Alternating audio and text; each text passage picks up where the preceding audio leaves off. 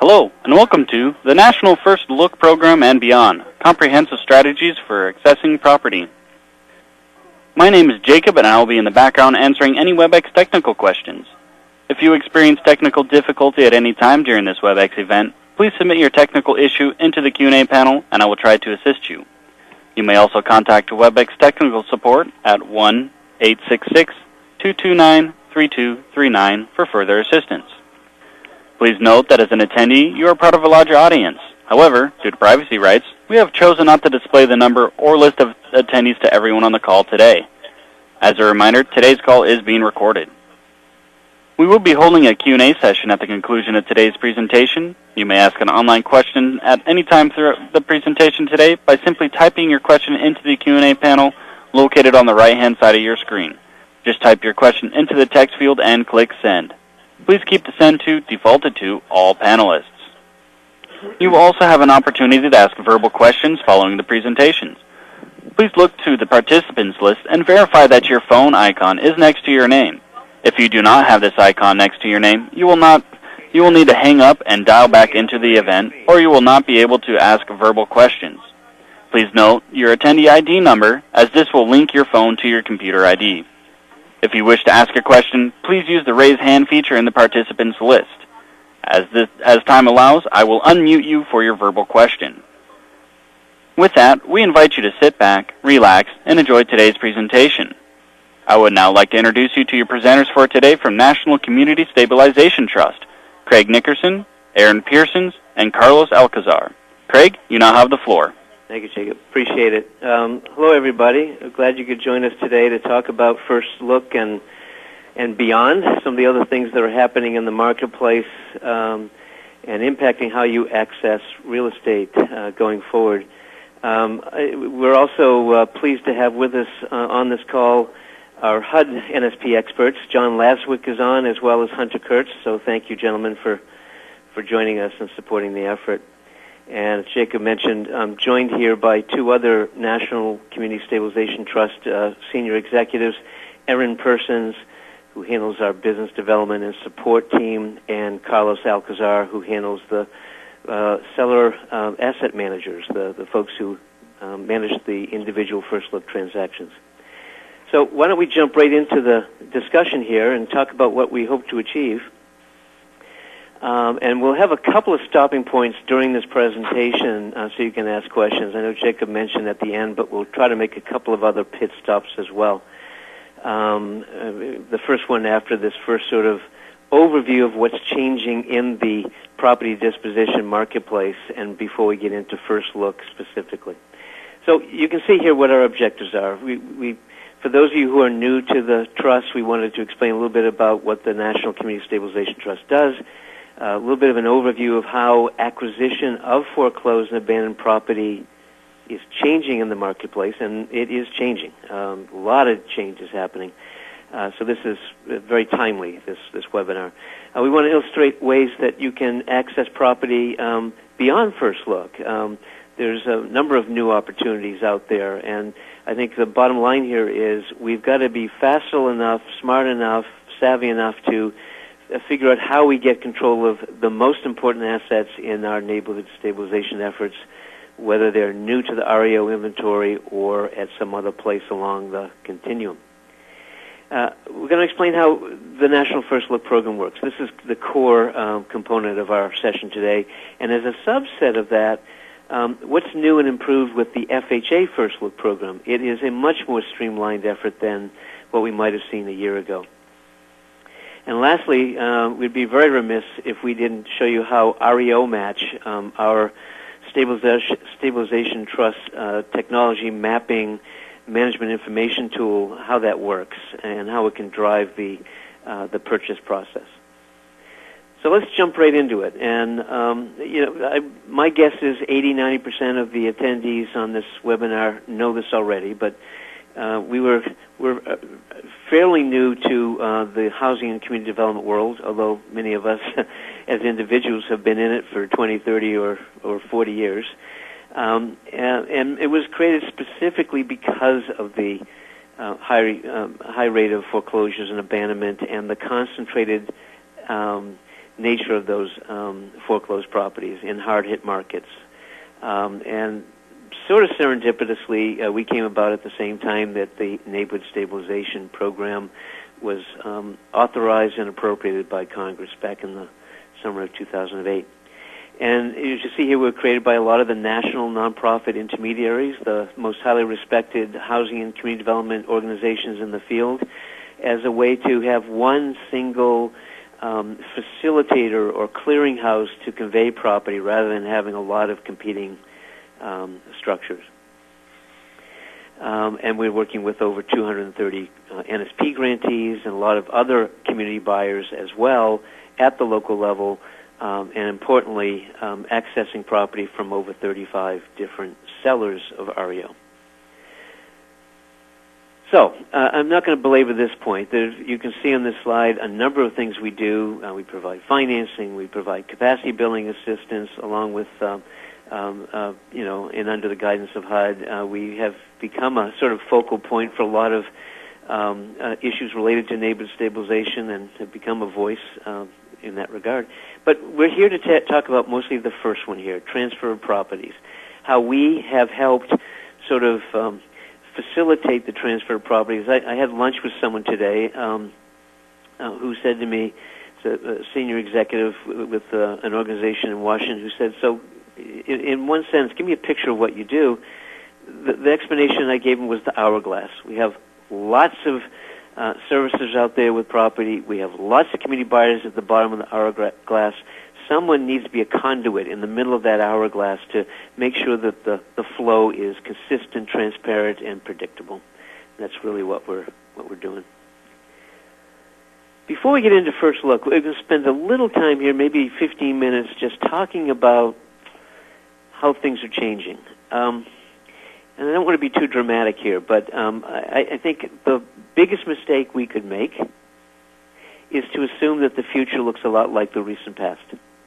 At least in the neighborhood stabilization world, at least when it comes to accessing property from servicers, the future doesn't look anything like the past. I've often used the analogy of it's always dangerous to use a sports analogy, but a first half and a second half of this effort. And one could argue we're at halftime. The coach is going to say to you, "We're going to do things quite different in the second half." That's what we think, at least at the Trust. Let me point out some ways that is the case. So, in our recent past, we clearly had a NSP-centric effort. That important $7 billion of federal money has been used to jumpstart local efforts. We had a reliance on accessing REO during the initial stages of a property entering the REO space, right after foreclosure sale. While that certainly will continue, it is only one access point now. The inventory, the REO inventory, if you look back a year or two, the supply was fairly abundant, never as many as we would like, but to access in the right place. But we had a fairly abundant supply of REO, but demand was not equal to that supply. So things like First Look were easy for a servicer to accommodate because we might have been the only ready and willing buyer, or at least the best cash buyer in the marketplace. Home ownership was the primary focus. These were single-family neighborhoods, and we wanted to reestablish home ownership in those neighborhoods. And, of course, the focus was on the NSP grantees, the public grantees, and in some cases the NSP2 grantees and their sub-recipients. I'm not suggesting as we look to the future that those aren't all still relevant components, but it's going to require us to be more sophisticated, more comprehensive in our approach going forward. First, we're already beginning to see more private capital being deployed, and we need to find ways to access that private capital. When it comes to REO inventory, we're seeing that the supply is down. Many of you have said that to us. What happened to my supply? Am I not first in line for REO any longer? Are the servicers going around us, or are they holding back on the REO assets? The truth is that slowly but inevitably, more and more REO will be seen. as foreclosure cycles progress. A lot of stuff got held up by the robo-signing and other factors, and it's slowly matriculating through the process. So supply will begin to slowly tick up. But the big phenomenon here is that demand is exponentially greater. There is a line out the door for REO if you pass on a first look property. And many of those buyers are investors, are people who have cash, and are able to make a quick close. It's a feeding frenzy here, a gold rush, if you will, for REO property. And that changes how we need to act locally. And frankly, it's going to change to some extent how those sellers, those servicers, and the REO brokers act. In some instances, they may try to work around us instead of honoring the system that we've put in place. So we need to be vigilant about that. Occupant, and we'll come back to that point, it's very important to your execution. And keep in mind, there's two parts of this first look when it comes to demand for REO. One, you are getting a concession price or a discount price from these servicers, which is good. But even more importantly going forward, we think the right to have access and a first look without competing with a lot of other buyers is going to be increasingly important. Occupancy. Homeownership is still, in most instances, the optimal use for a acquired and renovated property, but we're seeing across the country a much greater focus on occupancy, whether it's renter or owner-occupant, and we're beginning to see more and more short-term rental and lease-to-own structures and other efforts to try to make sure that we are occupying properties that were previously distressed. We see that as a trend that's going to just continue to grow. One of the other trends, of course, is pre-foreclosure. HUD has, I think, broadly defined foreclosed and abandoned properties so that we can access property even before the foreclosure sale. And that will be more and more important, whether it's short sales, deed in lieu, buying some low-value assets, which I'll speak to in a minute, as well. And then, lastly, the private investor is here to stay. The question will be, can we find ways to work with them rather than compete against them? This is a chart that hopefully depicts that in a way that can simplify the discussion here. This chart actually came out of a discussion with one of the largest holders of REO. And they said to us, we said to them, look, we need more touch points, more places where we're accessing your real estate so we can put more property in play with the communities. They need certain properties. They don't need just whatever serendipitously falls into the REO inventory on Tuesday. What you see here, and I'm not going to spend a whole lot of time on this because we want to get to first look, but these are, you might describe them as steps in the continuum of a defaulted or seriously delinquent asset. From 30 days late on the left side all the way over to when you have a REO that's been sitting for 6 months or 12 months or 2 years and has literally no value. Everything that's in a bold, from notes through short sales, are ways that we potentially, collectively, can deliver product to be part of the neighborhood stabilization effort.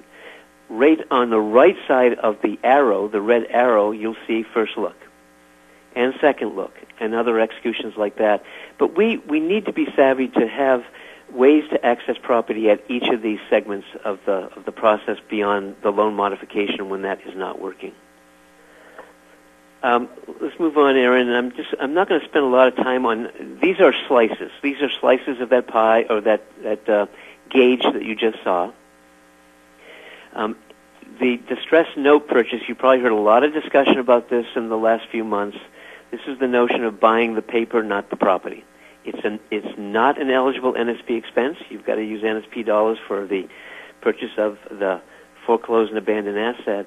But importantly, this will support a lot of NSP efforts as it grows to scale. And the notion here is simply, why don't we do more to buy a note from the servicer, put it in the hands of someone who has a socially responsible motivation, try to keep the families in the home as the best means of stabilizing neighborhoods, and if that doesn't work, then we at least have control of that asset, and we can reposition it within the neighborhood stabilization efforts, putting the property in play and also giving a safe landing, a safety net to the family that can't stay in the home. You're going to hear a lot more about this, but I don't think today is the day we want to dwell on it. I just wanted to make sure we mentioned it as the first of those slices. Similarly, short sale is going to grow over the next year. We are not at scale in getting short sale executions as part of NSP. That is a work in progress. There are a lot of things standing in our way and a lot of actors standing in the way. You've got realtors, you've got the interests of the defaulting family, you've got the servicer investor and their interests, and then you've got trying to find a way to seamlessly link them up with an NSP buyer. But I do want to assure you that this is a growing part of the business. You may have heard and said here in the first bullet, short sales in the first quarter of 2012, and also this is true for April and May, exceeded REO sales for the first time for most of the major servicers. So we know this is going to be a bigger play for us in NSP as well. We just need to figure out a much more predictable way to put these properties in your hands. Another area that some of you are already beginning to see more and more is what we call the low-value distressed asset. Now, this is not REO. I'm talking about the property that's worth $25,000. It's in serious default. Maybe the family has abandoned the property at this point, been defaulted for a year, and the servicer and investor are between a rock and a hard place. They don't know what to do with it. If they push it through foreclosure, it's going to be worthless by the time it gets to foreclosure sale. If they walk away from the property, there are reputational issues and other factors that they have to keep in mind. At a future date, we're going to talk about this new AG, Attorney General settlement, often called the National Mortgage Settlement, and the implications there for these kinds of properties, where they have to literally register the property before they walk away. But we really see this kind of property, particularly in the Midwest, but other areas as well, as growing in importance. The willingness of a servicer to say, okay, I can't push it through to foreclosure. Do you know of a ready and willing buyer who will take this property? Take it, and maybe I'll provide some cash along with the property so that they have the wherewithal to do something with this distressed asset. So stay tuned. There's some pilots underway. We have some of the major servicers beginning to talk to us about this. We think it's an exciting next step to put in play properties earlier in the process, admittedly, even if they're of lower value. I am going to stop in a couple of minutes here for questions on this segment before we jump into the first look. And then, of course, there's two other segments in the REO space, the existing age inventory and donations.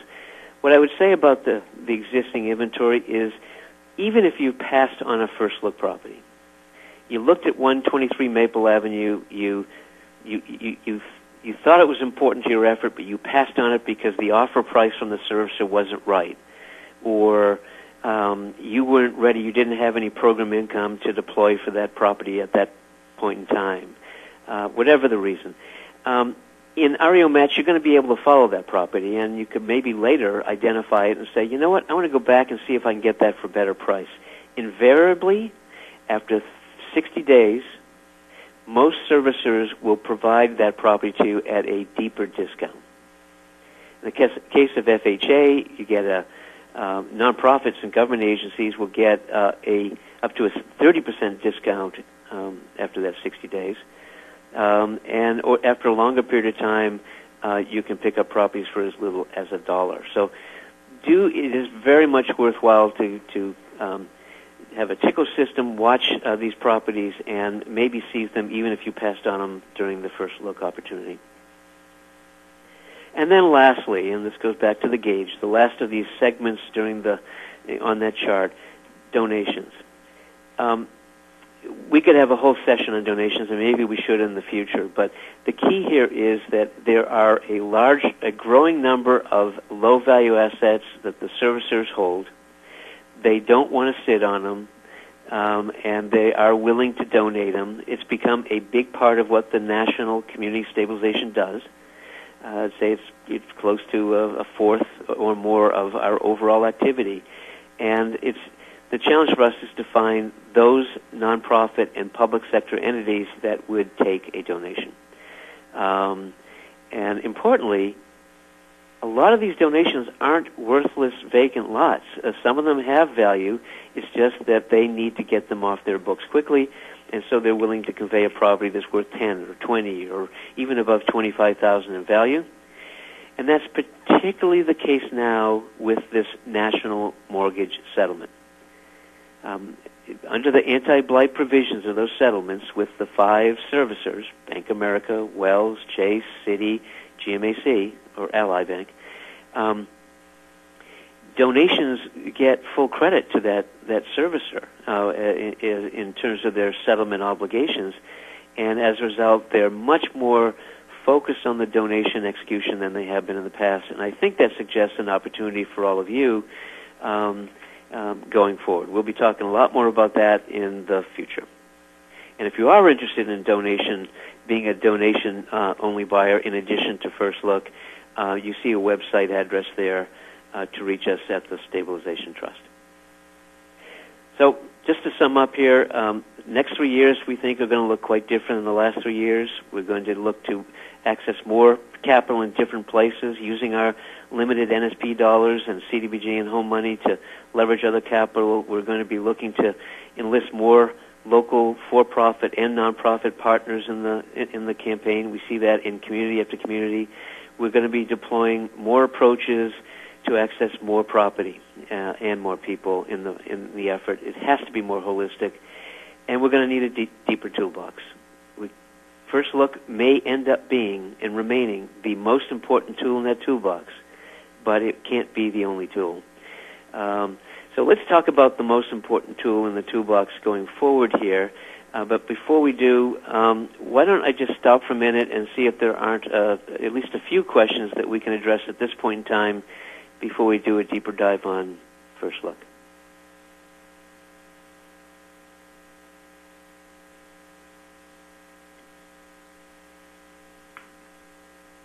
Any questions? Looks like we may have one from Angela Foster. Angela, your phone line is now unmuted. Do you wish to ask a question? No, not at this time. It's been answered, thanks. Okay, thank you. Good. All right. Well, we see there are a few questions coming up in the chat, but why don't we move on then if there are no questions? And I'm going to tee this up and then ask Erin to carry us through the First Look discussion. You've all heard of First Look. In fact, we're flattered that First Look, the term itself, has been used by a number of the servicers for their own executions. It started way back in late 2008, but importantly for us, in our close working relationship with HUD, Secretary Sean Donovan in September 2010 announced that he wanted to make it the HUD National First Look program, making us sort of the intel inside, if you will. It's really helped us. It's helped us to, in our coordinating and collaboration with HUD and NSP staff in particular.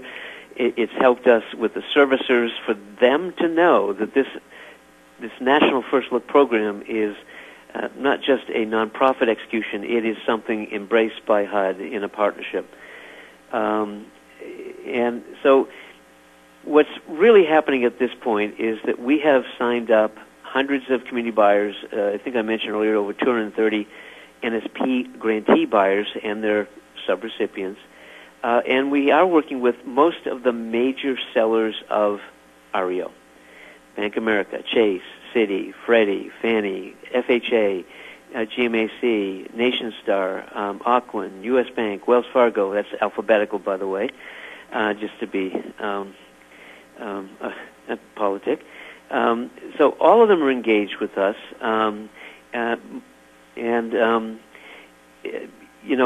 in all using First Look in some with a variation on the theme, but all using First Look. And importantly, are sticking with it. Now, the discount levels will change from time to time. We're seeing more and more changes from region to region, but the process hasn't changed. And I'm going to ask Erin to kind of walk us through with a little chart, the help of a chart here, what that process looks like. Erin. Wonderful. Thank you, Craig. Good afternoon, everyone. Just as a quick reminder, as Craig mentioned, many of you on our call today are very familiar with the First Look program. We're going to do a quick overview here of First Look timing, just as a reminder. We'll continue to talk about some of the specifics of the National First Look program, get into some variances with the FHA First Look sales method, and then we'll talk through an REO match demo, which is a great way that you can access all properties from all sellers at the same time. So talking through this First Look timing slide, really the key pieces are down here in the bottom 5 boxes. So the First Look program is meant to provide you access before that property is listed on the MLS for sale to everyone. The seller, as they're going through and securing the property and getting that property ready for marketing, they are providing that property to the National Community Stabilization Trust to give you your first look opportunity. They do give the property to the National Community Stabilization Trust, and we make it available to you for inspection. The very first thing that we ask you to do is confirm your interest to inspect that property, and we ask that you do that within 24 hours. Once that is complete, then the seller places a hold on that property for you, and we continue to move through the continuum. So the next step after you have confirmed interest is that you're going out to do property inspections, and those property inspections are going to include valuations. So you're going out to determine what could I pay for this property, or what do I think this property is worth, in preparation for getting an offer of price from the seller. So at the same time that you're going out and you're doing your initial interest and you're performing your property inspections, and all of that is happening in approximately 5 business days, the seller is working to complete their marketing plan for that property. So they're going out, getting appraisals, and getting ready to price that property. When that price is ready, they then provide that adjusted sales price to the National Community Stabilization Trust, and then we then provide it to our buyer partners for acceptance, declination, or counteroffers. Once that acceptance, we hope in many cases, it happens, we then move towards closing in approximately 30 to 45 days. And the key here is that there is opportunity for NSP contingencies within that acceptance. That's all part of the program. So one question that many people have is the First Look property discounts. As Craig mentioned earlier, times have definitely changed. We are still looking at a First Look property discount, but assumptions have changed over time because of the demand in the marketplace, as well as how quickly properties are turning after First Look has ended. So ultimately, a First Look property price that comes through the Stabilization Trust is still going to take into consideration the net realizable value of a property purchased today as a property purchased in the future. You're just going to see potentially smaller discounts that are in the past because the sellers are not having to hold those properties as long at the back end of the First Look process. So what we start with is we're always going to start with an estimated market value, and that's why we ask you to come up with your value during that inspection phase. Then the sellers are going to subtract off things like holding costs, brokerage and seller fees, commissions, capital costs, decline in value over holding periods, and then any rehab costs that they may have to do before that marketing can occur. And that's where they come up with that net realizable value. And as I stated before, because properties are not being held as long, you're going to see some differences than you may have in the early times of the First Look program. How do you access First Look properties? You're going to access properties through the National Community Stabilization Trust. We have an REO Match website. Great thing about that website is it gives you access to all of these properties in one place. So you're seeing the properties from Bank of America and Wells Fargo and FHA all in one portal, which will allow you to not only capitalize on those neighborhood stabilization efforts by being able to cluster properties, but it will allow you to see what's going on with your entire program. As a part of REO Match, each grantee receives their own username and password, and you will see only your properties then in that First Look portal so that you know exactly what your team is working on at the time. Purchase agreements and closing for the National First Look program. As I stated in the process, the National Community Stabilization Trust facilitates communication of pricing acceptance to the seller. And then we have pre-drafted purchase agreements, which have been negotiated with buyer partners and seller partners across the country. They include the NSP contingencies, and those are drafted at the time of acceptance, and then we move forward towards closing. As I said before, they do include those NSP contingencies, environmental reviews, NSP discounts, etc., and then closings are to occur within 30 to 45 days from offer acceptance. One key piece here is that our sellers understand that in some cases it's important for you to be able to use your own title company. They do understand that and do allow you to do that within the National First Look program. One key piece there is that some of them do offer some incentives for using their own, the seller's title company.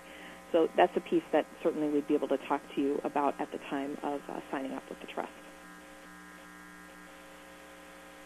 The next piece is the FHA First Look sales method. So although it is very similar to the National First Look program that our partners like Bank of America, Wells Fargo, Chase, Freddie Mac participate in, there are some slight differences. The FHA First Look sales method does provide NSP grantees exclusive access to purchase those FHA properties before they are listed on the open market. These properties are provided in NSP-designated areas, and those polygons are plotted within REO Match, and I will show you that shortly. Grantees do have the opportunity to then make a purchase offer on a property prior to it being made available to other entities. Similar to the National First Look purchase offer is not truly a purchase offer. It's you accepting a price. And these properties are purchased at a 10% discount off of the HUD appraised value. One additional piece here in terms of the appraised value, with the National First Look program, you are required to go out and get a appraisal to be able to support the value and support your discount amount. With FHA properties, you are able to use the appraisal that has been completed by the FHA asset managers. So that's saving you an additional step. Timing of the FHA First Look sales method. The timing is approximately 14 business days, which is slightly different from the timing of the National First Look program. In this case, you have approximately 12 days from the time that the FHA property would first appear in REO Match. After the price is available, you would have a 2-day window to submit your contract and confirm acceptance of that property. During that 12 days, you are able to function just like you would function within the National First Look program, to be able to do inspections, determine values, and make a judgment about whether you'd like to move forward and receive a price. Once that FHA First Look period has ended, so after that 2-day window when the price is available, the properties are listed on the open market under FHA's standard sales methods. So the lottery, the competitive sales, bulks, $1 sales, etc. After the First Look period, there's no true preference to NSP grantees. You would fall into the standard nonprofit government agency periods within those lottery competitive sales programs, etc. Eligibility for the First Look sales method is truly NSP grantees. It would include government entities and nonprofit organizations that are direct recipients of NSP funds, the subawardees of direct recipients, and under NSP2, consortium members may also be included. I understand that in several cases, our grantees have enlisted for-profit entities to help them facilitate their NSP programs. At this time, those for-profit entities would not be eligible to purchase these FHA First Look properties. Instead, you as the grantee would need to purchase them on their behalf and then move forward from there. NAID number. This is definitely a big piece that has stopped folks from wanting to participate in the FHA First Look program in the past. It's the need to get a NAID number. Fantastic news is that that is no longer the case. For the purchase of FHA First Look properties, the National Community Stabilization Trust has now been granted a national NAID number, which can be used by all grantees to accept properties. so you are not having to go through a waiting period. To get that NAID number, you can simply work through the National Community Stabilization Trust, and our NAID number will allow you to purchase the properties with no waiting period. That's not to say that that NAID number is not important.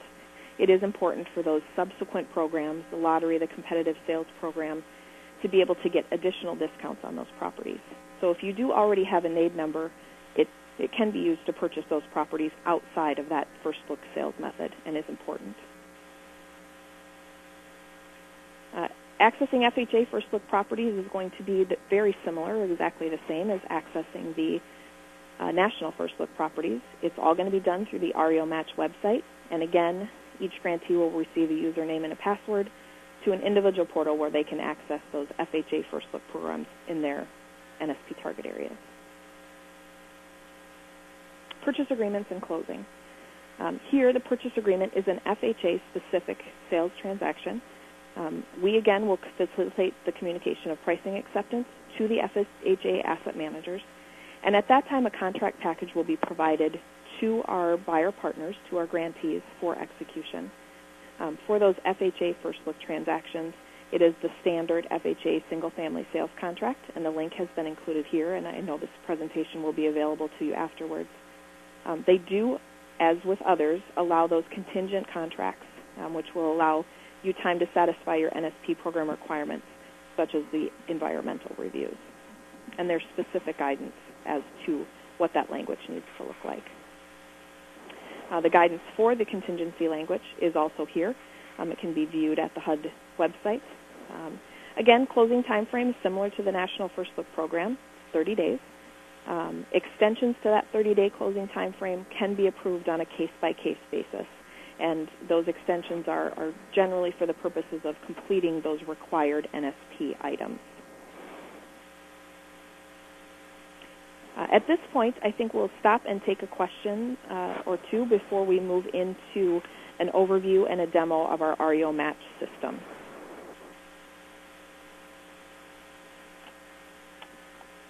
Okay, Erin, we do have a few questions in the Q&A panel. Okay. And looks like from Marie, our organization is a community partner with Wells Fargo, and we currently participate in the First Look program. We are not an NSP guarantee. How can we participate in the National Community Stabilization Trust? Absolutely. So we certainly do not stop our participation with NSP grantees.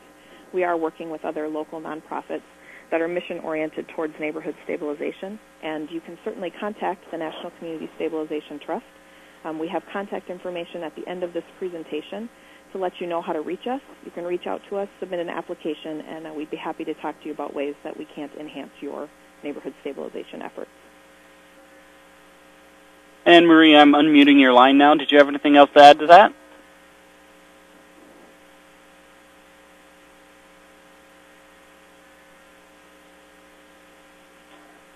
Okay, we'll move on to the next one. All right. This one is from Jenny Peterson. Can sub-recipients of NSP guarantees also use this program? The answer is absolutely yes in both cases. Both the National First Look program and the FHA sales method, sub-grantees most definitely can use both programs. The key with the FHA First Look sales method is to make sure that as a sub-recipient you are a nonprofit or government entity.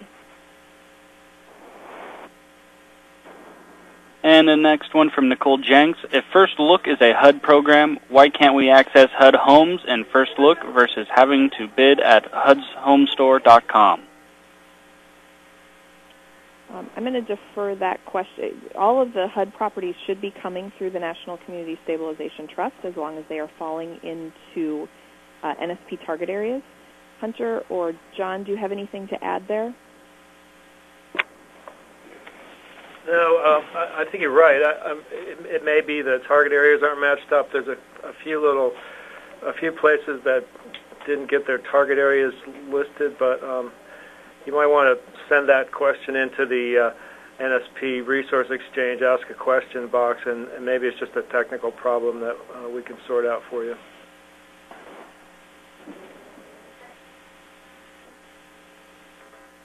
Okay, and it looks like we're going to take a verbal question from Greg Reynolds. Greg, your phone line is now unmuted. If we miss the first look program and the property hits MLS or the FH HUD site, can we go back and work with NCST's real estate entity and have them facilitate the transaction? Greg, are you talking about the FHA properties or non-FHA properties? FHA properties. FHA properties. Because we don't have a NAID number, and if we don't get it through you all in the first look program and it hits MLS, can we come back and re-engage the NCST real estate entity? I'm going to have Carlos go ahead and answer that question. Yeah, absolutely. Thanks, Aaron. So, Greg, you're in Florida, if I'm not mistaken. Correct. Correct. Yes. Yeah. So in the states that we have a broker in place and have a NAID number like we do in the state of Florida, yes, we can certainly help you put a bid on a HUD home. Okay.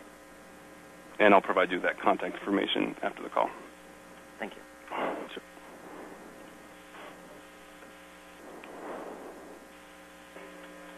And we'll move on to the next verbal question. Looks like Deborah Belcher. Deborah, your phone line is now unmuted. Hi. I wanted to know if your organization charges fees for the services, or are they paid by HUD to assist NSP grantees? That's a great question. We do not charge the grantees to participate in our program. All of our mapping and online services are free of charge to you. We are paid by the financial institutions as well as HUD to provide these services on your behalf.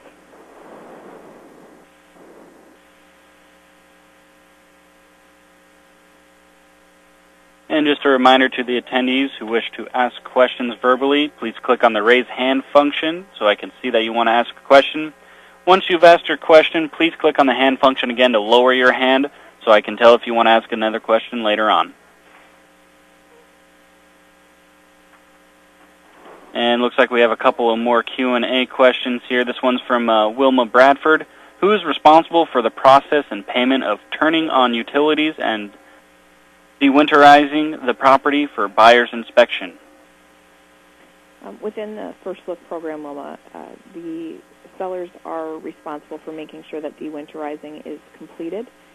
Properties may be in various stages as far as turning on utilities and things like that. All of our financial institution partners have been cooperative. Their agents have been cooperative in cases where we do need to have those utilities turned on and they are not at the time. So that's a question where if you are running into that issue, you can come back to our transaction desk staff and they can assist you.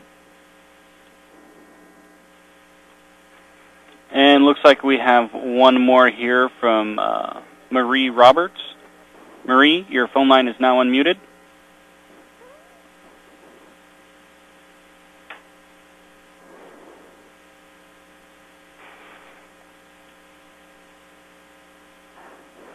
Looks like she doesn't have any questions. Okay, so that looks like that's all the questions we have for right now. All right. With that, then we'll walk through REO Match. REO Match, again, is our technology piece that is used for plotting and allowing you to access properties from all of our participating sellers. Again, this tool is free to NSP grantees participating as buyers with the NCST.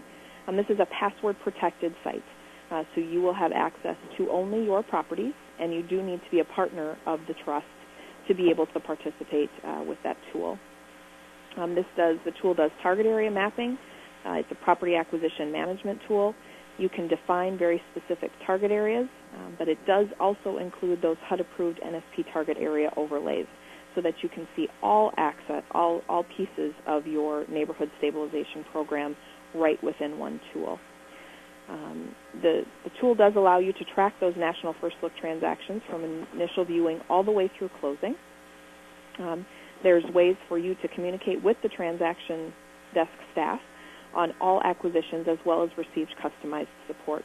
So the question that we had earlier regarding utilities, those are all pieces that can come directly back to our transaction desk. If you're having access issues, if you have a question about utilities, those can all come back to that team and they will assist you. Again, this is a password-protected site where you would have access only to your target areas and your properties. And the FHA are available through REO Match as well. So at this point, we're going to go ahead and go into an actual demo of the site.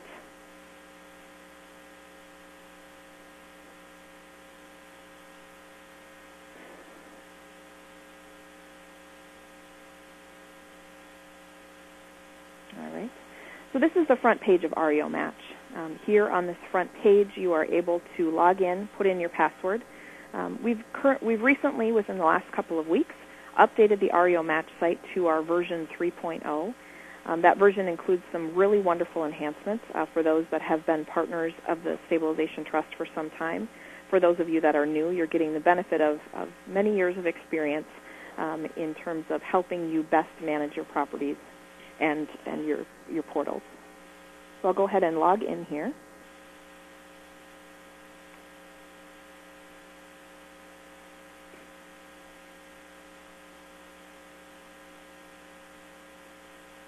We'll give it just a moment to get set up.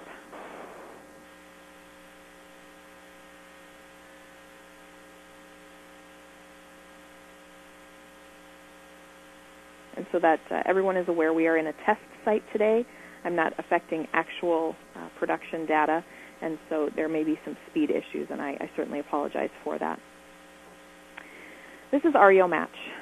What you can see is that this is a mapping tool, and ultimately the goal is to be able to show you all of your properties in one place. They are properties from all sellers.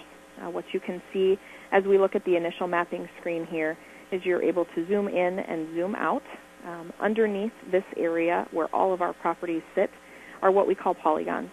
These polygons are the mapping of very specific target areas where you would like to see properties.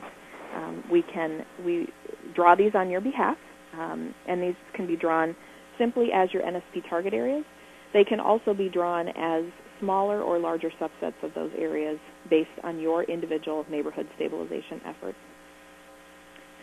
Once you have gotten these polygons into your system, these are what we use to match properties to your individual portal. So we will never show you a property that does not fall into one of your designated target areas. The nice piece here is that you can designate several different polygons based on different types of funding, for example, based on different developer partners that you're working with, so that you can be very targeted in your efforts. By zooming in here as well, you can see that we can get down to street levels, neighborhood levels, and you can see how then we start to get some concentrations of properties and how great it is to be able to have properties from all of these different sellers in one place so you can truly see how your efforts can help. So that's that multiple seller piece, being able to see everyone at the same time. The other nice piece here is along the side, it's really a workflow management system for you and your team. Everything from new properties all the way through enclosing and purchased properties are held here, and you have the ability to say whether or not you would like to see them on the map or not. So if at any point you just wanted to see the new properties, you could click on these radio buttons on the side here, and it would, as you can see as I hover, it would hide the properties, so that all you would have to do is look at new properties, for example, or all you would look at is inspecting properties. The other piece here, for those of you that are not pictorial folks, that are more Excel-focused, you do have the ability to take a look at your properties in that way as well. So here, by clicking on several different tabs, you can move from the map into individual buckets. So those properties perhaps that are awaiting a seller offer, once those would come up, then you would have the ability to export those properties to an Excel spreadsheet.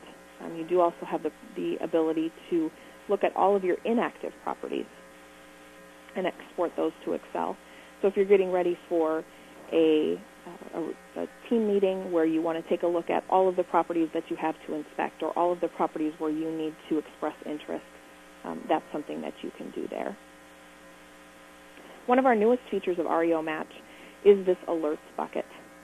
What's wonderful about this is that it tells you very quickly what properties are the most important for you to take a look at.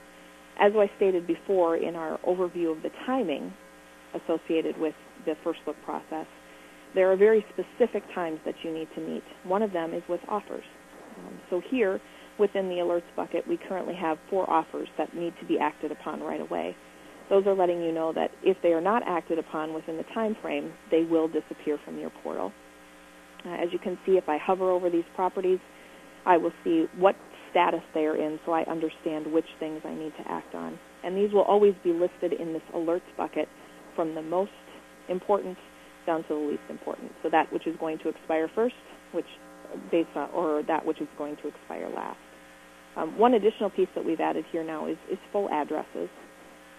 So in the past, you may have only seen the first part of the address.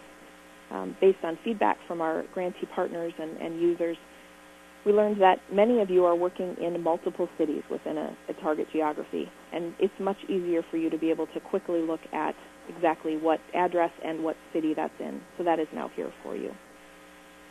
So within the buckets, you do have properties all the way along the timeline, from new, as I said, all the way up through closing. And at each piece, you will have the ability to open up that bucket and then click on an individual property. So by clicking on an individual property, you'll notice that some additional information comes up. I will give it a second.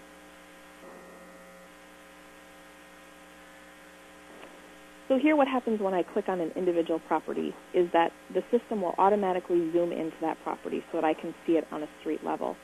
That way I can move around a bit to see if I have other properties that have been purchased near this property or if I have other properties that are available near this property.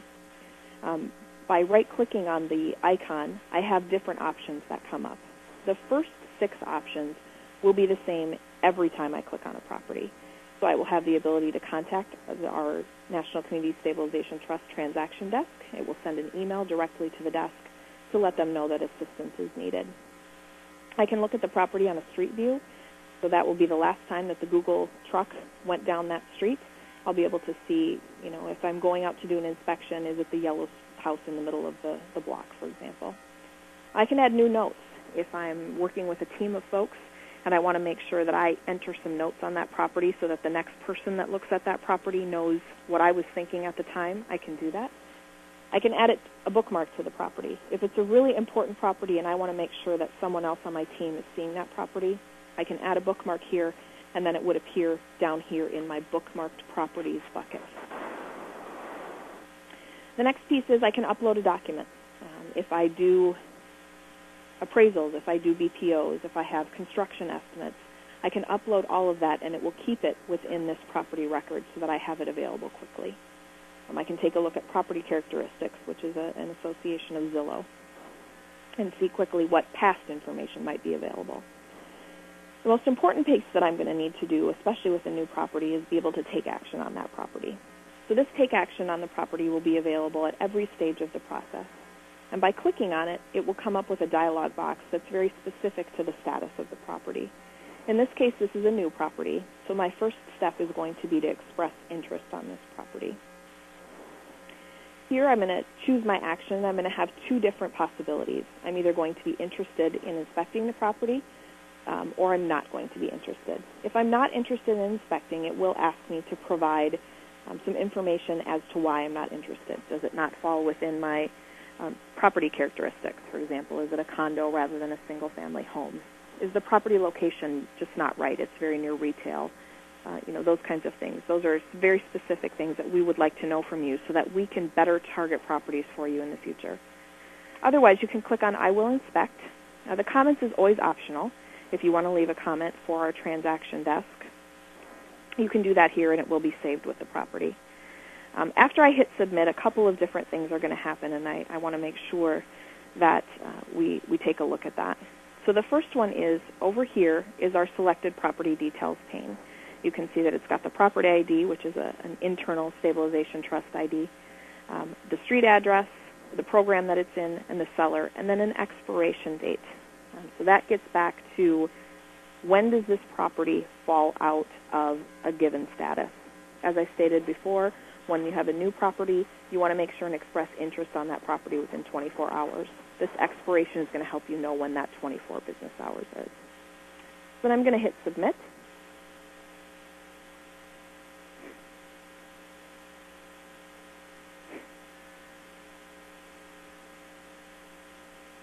And it's going to think about it.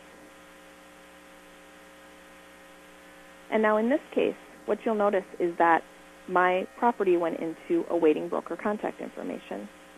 There are two situations that will happen with stabilization trust properties.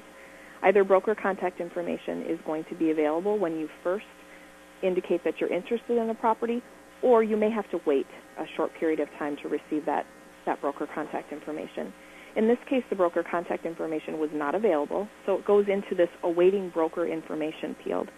The nice thing about this particular bucket is that you know that these are not properties that you need to act on right away. There are several buckets that are going to be similar to this.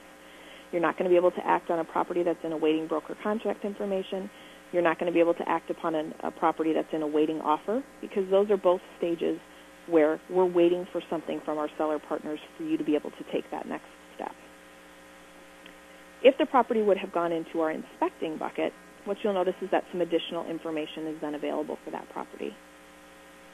So here along the side in that selected property details, again, the property does zoom in. Here, the broker contact information will be available to you.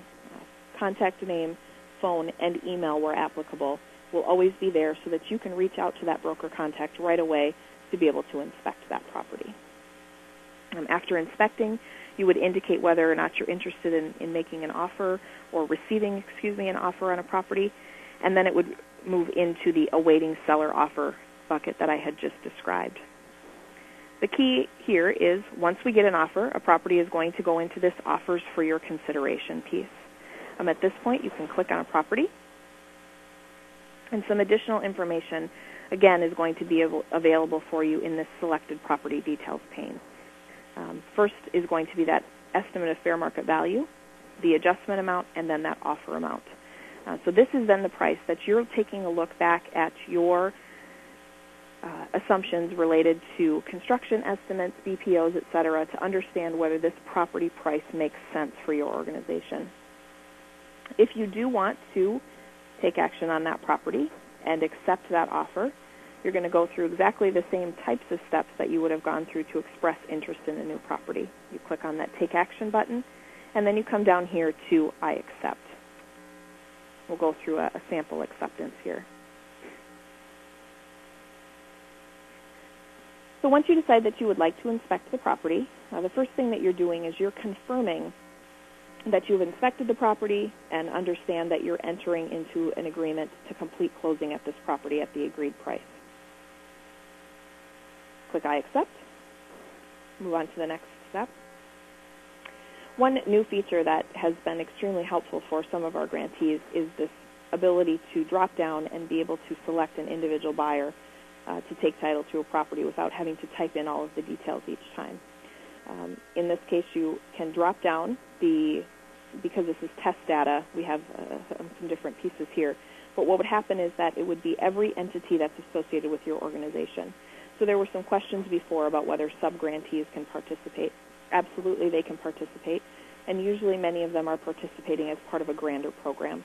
So if you had a coordinated community program, several grantees, all of those grantees under that community program would then appear here. You would be able to select one of them, and the details would populate here for you. In this case, for example, we find that the entity that's taking title to this property is not listed here. At this point, you can go ahead and just type in and override that information by putting in the name of the buyer, their entity type, typing in street, city, address, etc., the person signing the contract, their title, and then closing contact information. So this is the person that's actually going to be the key contact for your organization when you are completing the transaction.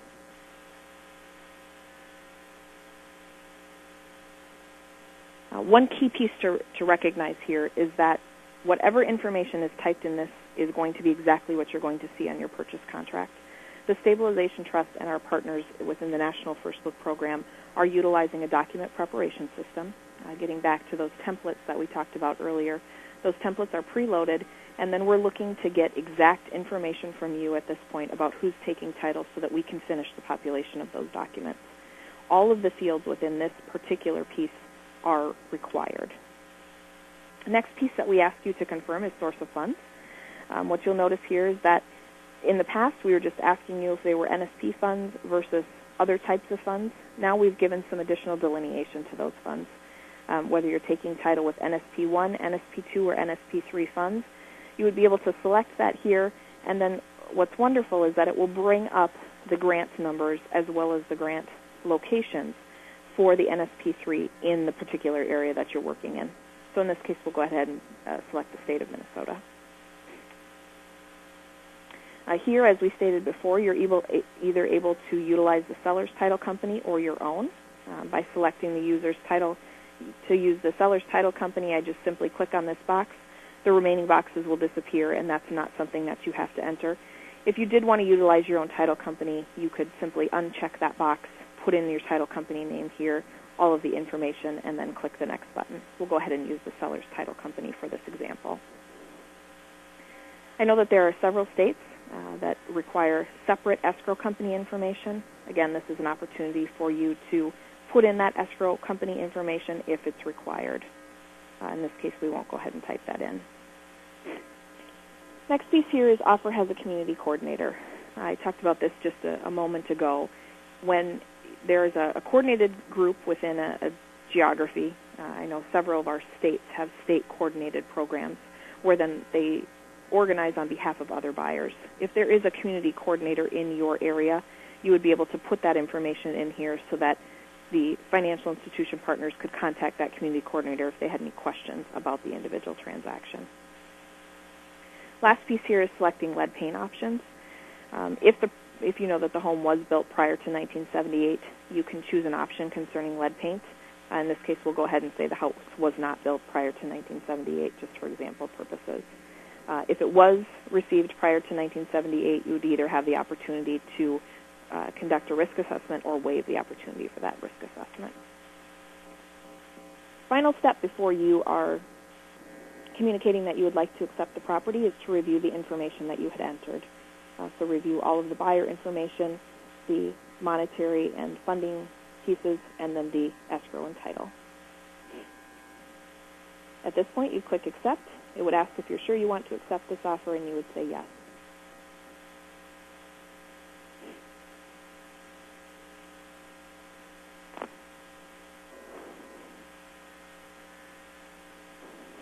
And as you notice along the side here, it's then asking you to please wait.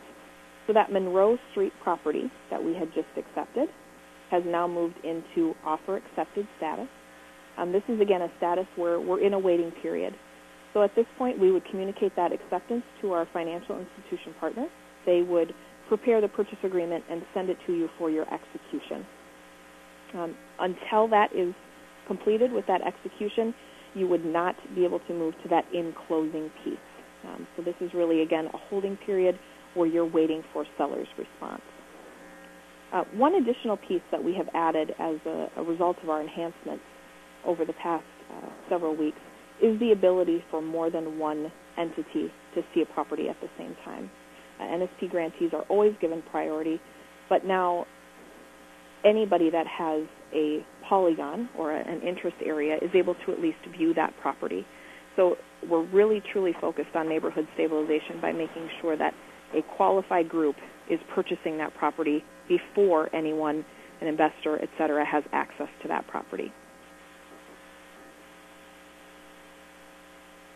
At this point, I think I'm completed with my demo. I'll go ahead and go back to the slides and we can take some additional questions.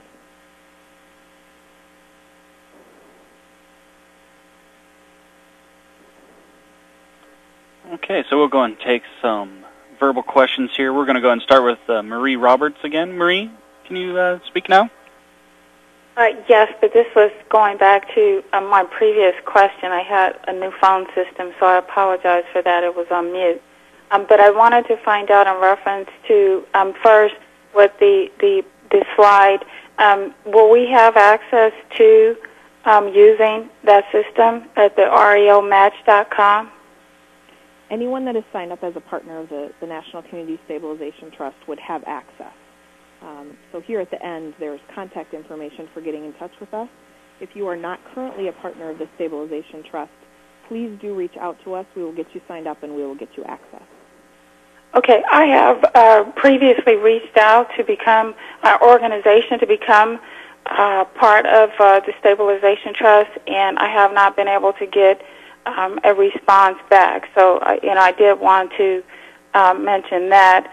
And as well as I saw on your website that you're working with a number of CDFIs, and we are currently certified with the Treasury as a community development entity, and we are an emerging CDFI. So I just wanted to mention those items as well. Sure. Marie will make sure and take down your information and follow up with our onboarding team just to find out what the delay has been in that response, and I apologize. Okay, great. Thank you very much. Maria, with that information, if you could just put that into the Q&A panel, we'll make sure that the presenters get that. Okay, I will do so. Thank you. And we have another question in the Q&A panel. It looked like it came up just before you started the demo here. We are a sub-guarantee of Clark County and received a NAID number, but the maps we access only show Clark County properties, not North Las Vegas. So I would say that is an instance, again, where please do reach out to the transaction desk staff or reach out to that, is it NSP resource, John or Hunter? Yes. The NSP Resource Exchange to ask a question so that we can make sure that the target areas that are in REO Match for you are the appropriate target areas.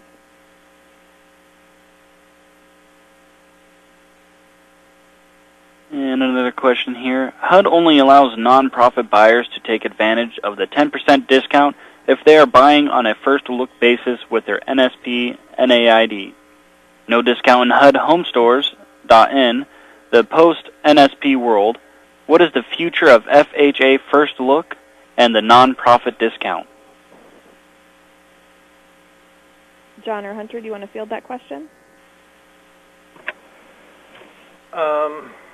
I'm not sure. Is that our question? I mean, the discount on purchase of foreclosed properties, is that what he's asking about? I'll go ahead and unmute David's line so he can verbally talk to you guys. Thanks. Hello. David, are you there? Yes, I'm here.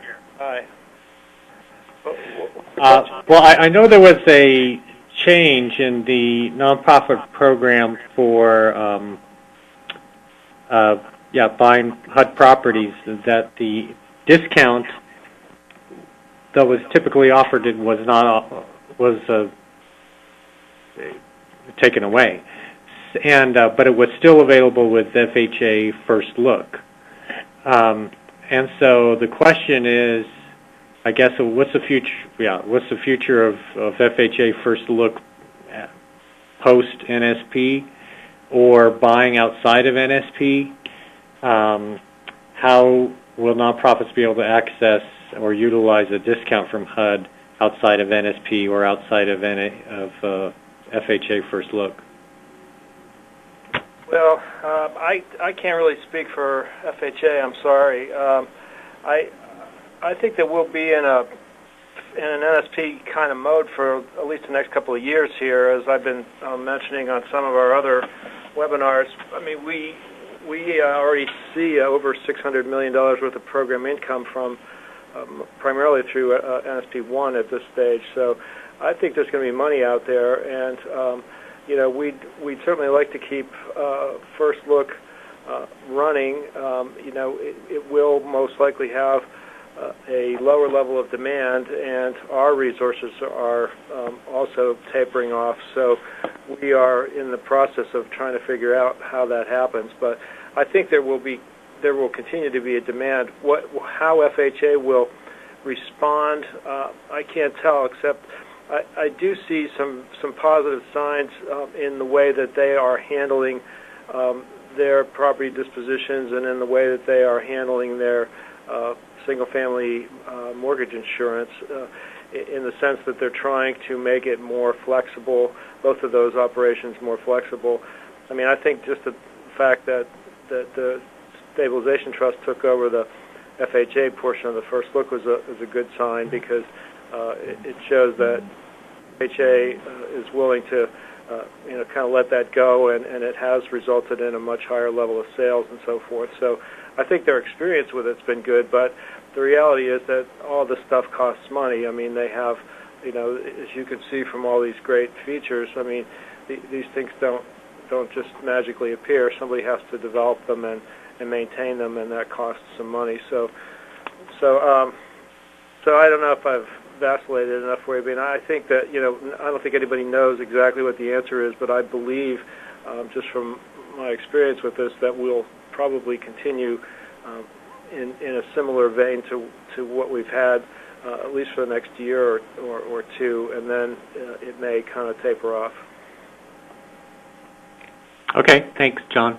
Yeah, but I don't know if somebody from the First Look side can talk about the discounts and so forth. I'm not as up on that, how that works. I do know that I have heard that other grantees that are using this will take their chances sometimes, and if the 10% discount isn't good enough for them, they'll take a chance and wait and hope that somebody else doesn't snatch it up, and then they can get it for a greater discount. But I don't know how, with some of these markets coming back, that may not be as reliable as it was in the past. Right. We did that a few times, but like you said, market conditions are going to make that less likely to be successful. HUD's appraisals more recently, in my opinion, have been better. I haven't seen appraisals that I look at and go, huh? Where'd they get that number? So that's eliminated the need to take a chance on HUD home stores. Well, that's encouraging, because I've been, not everybody's been happy with appraisers lately, so that's good. Yeah, well, it's just like NSP. Once we're finished, we'll know exactly how to run it. So until then, it's a little bit hit and miss.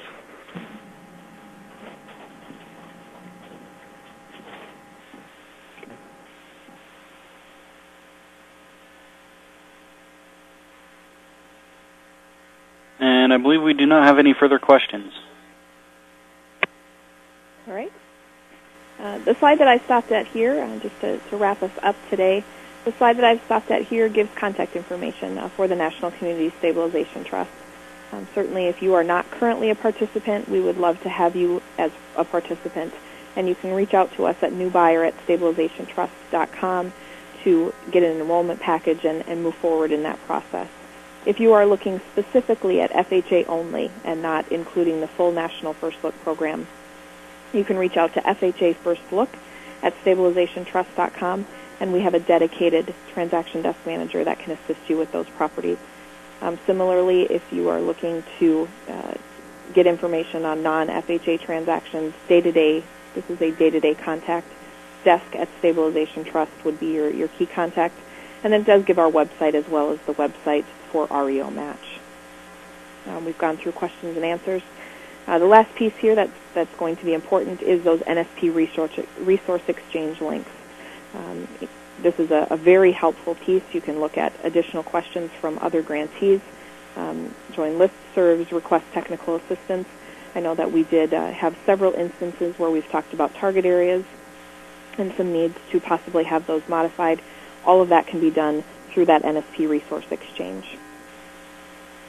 If there are no further questions, I'd like to thank you for participating today, and we look forward to helping you reach your neighborhood stabilization goals through the National Community Stabilization Trust.